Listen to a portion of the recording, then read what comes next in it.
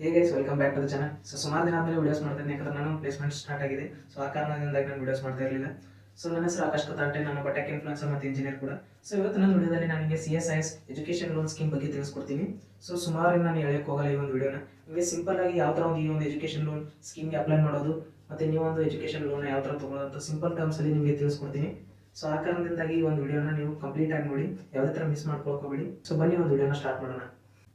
ಮೊದಲನೇದಾಗಿ CSIS scheme ಅಂದ್ರೆ ಏನು? CSIS ಸ್ಕೀಮ್ ಅಂದ್ರೆ ಸೆಂಟ್ರಲ್ ಸೆಕ್ಟರ್ ರಿಟರ್ನ್ ಸಬ್ಸಿಡಿ ಅಂತ. ನಿಮ್ಮ ಒಂದು ಎಜುಕೇಶನ್ ಲೋನ್ಗೆ ಯಾವುದೇ ತರ ಬಡ್ಡಿ ಬೆಳೀತಾ ಇದ್ರೆ ಆ ಒಂದು ಬಡ್ಡಿನ ಗೌರ್ಮೆಂಟ್ ಅವರು ಪೇ ಮಾಡ್ತಾರೆ. ಇದನ್ನ ಸೆಂಟ್ರಲ್ ಗೌರ್ಮೆಂಟ್ ಅವರು 2009 ಅಂತ ತರ್ತಾರೆ. ಮೊದಲನೇದಾಗಿ ಇದರ ಬೆನಿಫಿಟ್ಸ್ ಏನಪ್ಪಾ ಅಂದ್ರೆ, ಮೊದಲನೇದಾಗಿ ಮಾನಿಟರಿಂಗ್ ಪೀರಿಯಡ್ ಅಂದ್ರೆ ಏನಂತ ತಿಳ್ಕೊಳ್ಳಿ. ಮಾನಿಟರಿಂಗ್ ಪೀರಿಯಡ್ ಅಂದ್ರೆ ನೀವು ಯಾವುದೋ ಒಂದು ಟೆಕ್ನಿಕಲ್ ಅಥವಾ ಪ್ರೊಫೆಷನಲ್ ಕೋರ್ಸಸ್ ನ ಮಾಡ್ತಾ ಇದ್ರೆ, ಎಕ್ಸಾಂಪಲ್ ಇವಾಗ ನಾನು ಇಂಜಿನಿಯರಿಂಗ್ ಮಾಡ್ತಾ ಇದ್ದೀನಿ, ನನಗೆ ಒಂದು CSIS ಸ್ಕೀಮ್ ಅಪ್ಲೈ ಆಗುತ್ತೆ. ಇವತ್ತಾನೆ ನಾನು ಒಂದು CSIS ಸ್ಕೀಮ್ ಇಂದ ನನ್ನ ಒಂದು ಇಂಟ್ರೆಸ್ಟ್ ಜಮಾ ಆಗಿದೆ, ಅದನ್ನು ಆಮೇಲೆ ತೋರಿಸ್ತೀನಿ. ನೀವು ಯಾವುದೋ ಒಂದು ಟೆಕ್ನಿಕಲ್ ಅಥವಾ ಪ್ರೊಫೆಷನಲ್ ಕೋರ್ಸಸ್ ನ ಮಾಡ್ತಾ ಇರ್ತಾರಲ್ಲ, ಆ ಒಂದು ಡ್ಯೂರೇಷನ್ ಪ್ಲಸ್ 1 ಇಯರ್, ಇದಕ್ಕೆ ಮಾನಿಟರಿಂಗ್ ಪೀರಿಯಡ್ ಅಂತಾರೆ.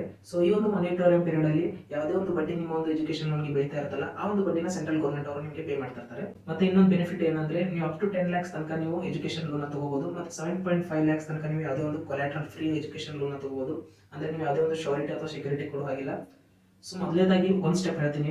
ನೀವು ಯಾವುದೇ ಒಂದು ಎಜುಕೇಶನ್ ಲೋನ್ ತಗೋಬೇಕಂದ್ರೆ, ಮೊದಲು ಹೋಗಿ ನೀವು ಯಾವ ಎಜುಕೇಶನ್ ಲೋನ್ ತಗೋಬೇಕಂತ ಇರ್ತಲ್ಲ, ಆ ಬ್ಯಾಂಕ್ ಹೋಗಿ ಮೊದಲು ಕಾಂಟ್ಯಾಕ್ಟ್ ಮಾಡಿ ಅಲ್ಲಿ ಮ್ಯಾನೇಜರ್ನ. ಅವ್ರಿಗೆ ಕೇಳಿ ಯಾವ ತರ ಒಂದು ಸ್ಕೀಮ್ ಮತ್ತೆ ಎಜುಕೇಶನ್ ಲೋನ್ ಡೀಟೇಲ್ಸ್ ಎಲ್ಲ ಕೇಳಿಬಿಟ್ಟು ಆಮೇಲೆ ಒಂದು ಅಪ್ಲಿಕೇಶನ್ ಹಾಕಬೇಕಾಗುತ್ತೆ.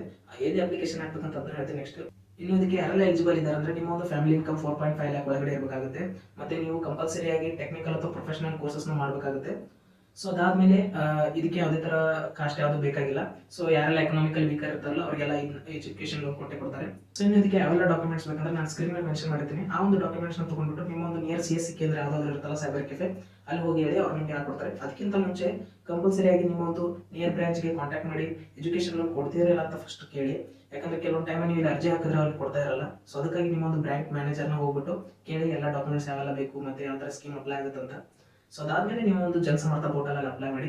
ಜನಸಮರ್ಥ ಪೋರ್ಟಲ್ ಲಿಂಕ್ ನಾನು ಕೆಳಗಡೆ ಮೆನ್ಷನ್ ಮಾಡಿರ್ತೀನಿ, ಮತ್ತೆ ಆ ಸ್ಕೀಮ್ ಡೀಟೇಲ್ಸ್ ನಾನು ಕೆಳಗಡೆ ಮೆನ್ಷನ್ ಮಾಡಿರ್ತೀನಿ. ಇದೆಲ್ಲ ಪ್ರೊಸೆಸ್ ಆದ್ಮೇಲೆ ನಿಮ್ಮ ಒಂದು ಎಜುಕೇಶನ್ ಲೋನ್ ಸ್ಯಾಂಕ್ಷನ್ ಆಗುತ್ತೆ. ಇನ್ನು ಸಬ್ಸಿಡಿ ಎಲ್ಲಿ ಚೆಕ್ ಮಾಡೋದಂದ್ರೆ, ನಾನು ಕೆಳಗಡೆ ಡಿಸ್ಕ್ರಿಪ್ಷನ್ ಬಾಕ್ಸ್ ಅಲ್ಲಿ ಒಂದು ಲಿಂಕ್ ಮೆನ್ಷನ್ ಮಾಡಿರ್ತೀನಿ. ಅಲ್ಲಿ ಹೋಗಿ ನಿಮ್ಮ ಒಂದು ಲೋನ್ ಅಕೌಂಟ್ ID ನ ಹಾಕಬೇಕಾಗುತ್ತೆ, ಆಮೇಲೆ ಬ್ಯಾಂಕ್ ಸೆಲೆಕ್ಟ್ ಮಾಡಬೇಕಾಗುತ್ತೆ. ಅಲ್ಲಿ ನಿಮ್ಮ ಒಂದು ಎಲ್ಲ ಸಬ್ಸಿಡಿ ಡೀಟೇಲ್ಸ್ ಬರ್ತಾ ಇರುತ್ತೆ. ಇವಾಗ ಸ್ಕ್ರೀನ್ ಶಾಟ್ ಮಾಡಬಹುದು. ಇದು ನನ್ನ ಒಂದು ಎಜುಕೇಶನ್ ಲೋನ್ ಡೀಟೇಲ್ಸ್, ಅಂದ್ರೆ ಎಷ್ಟು ಇಂಟ್ರೆಸ್ಟ್ ಸಬ್ಸಿಡಿ ಜಮಾ ಆಗಿದೆ. ಈ ಒಂದು ವಿಡಿಯೋ ನಿಮ್ಗೆ ಏನಾದ್ರು ಇಷ್ಟ ಆಗಿದ್ರೆ ಲೈಕ್ ಮಾಡಿ. ಹಾಗೆ ನಮ್ಮ ಚಾನಲ್ಗೆ ನೀವು ಏನಾದ್ರು ಹೊಸದಾಗಿದ್ರೆ ಸಬ್ಸ್ಕ್ರೈಬ್ ಮಾಡ್ಕೊಳ್ಳಿ. ಈ ತರ ಅಮೇಜಿಂಗ್ ಪಬ್ಲಿಕ್ಗೆ ಹೆಲ್ಪ್ ಆಗುವಂತ ಮತ್ತೆ ಸ್ಟೂಡೆಂಟ್ಸ್ ಹೆಲ್ಪ್ ಆಗುವಂತ ಕಂಟೆಂಟ್ಸ್ ನಾನು ತರ್ತಾ ಇರ್ತೀನಿ. ಮತ್ತೆ ಹಾಗೆ ನಿಮ್ಮ ಎಲ್ಲ ಪೇರೆಂಟ್ಸ್ಗೂ ಶೇರ್ ಮಾಡಿ. ಯಾಕಂದ್ರೆ ಈ ಒಂದು ಎಜುಕೇಶನ್ ಲೋನ್ ಇಂಪಾರ್ಟೆನ್ಸ್ ನನಗೆ ಗೊತ್ತು ಮತ್ತೆ ನಿಮಗೂ ಗೊತ್ತು. ಸಿಗೋಣ ನೆಕ್ಸ್ಟ್ ವಿಡಿಯೋಲಿ.